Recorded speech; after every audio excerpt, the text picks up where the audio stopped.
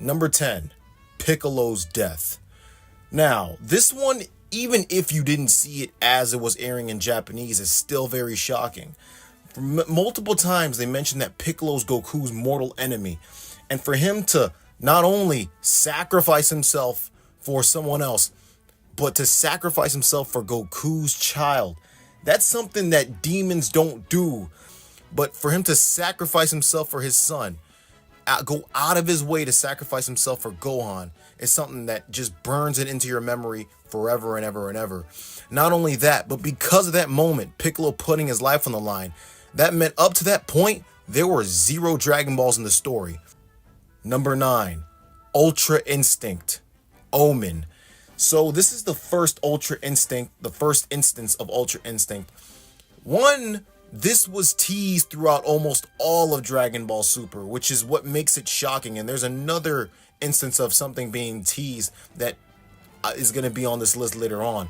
But this is what makes it so shocking. It comes from out of nowhere. Goku is just getting dominated by Jiren, and then out of nowhere, you think he's dead. He hits him with the Spirit Bomb, and he gets sucked into it. Pause. But you think he's dead, and then he comes out of the grave, comes out of the depths of hell, and then he just kicks Jiren, and no one sees it coming. And then the music hits, the epic song starts playing, and boom, it's off to the races. Goku starts clapping anything in sight. It's going crazy in the Tournament of Power. And what an amazing sight to see this was. Truly a shocking moment. Number 8, the end of the Tournament of Power.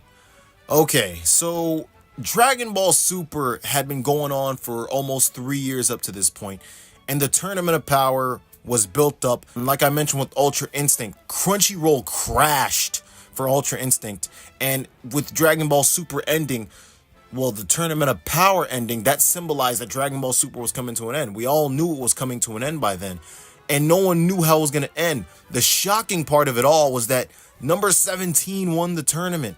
The one that people thought was dead. They thought he died in the tournament. You don't see it coming, and that's the beautiful thing about it. And all the while, after he wins, 18's going, oh, you don't really want to get that boat? After everyone's been erased, you really think he's going to care about a boat? All right. Number 7, Goku's transformation on Namek. After Goku had arrived on Namek, Vegeta was just wetting his own pants, talking about, oh, he's the warrior of legend. He's the one. Goku's the one. And even Ginyu got in on it. Even Frieza got in on it.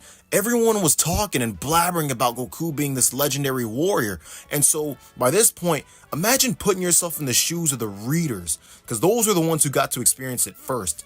They were thinking, okay, what is this legendary warrior going to look like? The anticipation was at such a boiling point that they try to even spoil it in movie 4, titled Goku the Super Saiyan. No, I'm not even kidding. That's the actual title for the Lord Slug movie in Japanese. Just a few days later, he would actually transform in the manga. And that's what makes this so freaking impactful. Not only that, but it was revealed in an interview with Toriyama's editors that the Frieza arc was the most popular arc of Dragon Ball.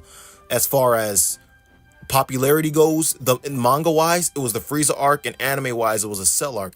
And there's no doubt in my mind that Goku's transformation was a huge factor into that.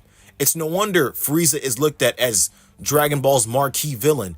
He was the one involved with the marquee transformation, so it all makes sense. Number 6, GT ending. Alright, now here's the thing about GT ending. The manga had ended 2 years prior to this, but GT solidified the end of Dragon Ball for what at the time seemed to be forever. Remember, you guys got to remember, for a time period, a huge time period, Dragon Ball was in the Dark Ages. It was stuck in the Dark Ages. No one knew if there's going to be more Dragon Ball. The only thing they had was the games and reruns, but no one really knew if Dragon Ball was ever going to come back. And so with GT ending, that was almost like the final goodbye. That's all you had for what? 10 years, 11 years until Yo Son Goku. So GT's ending was really a shocking moment. Even the ratings bumped up for this ending, just, slightly, like a little bit.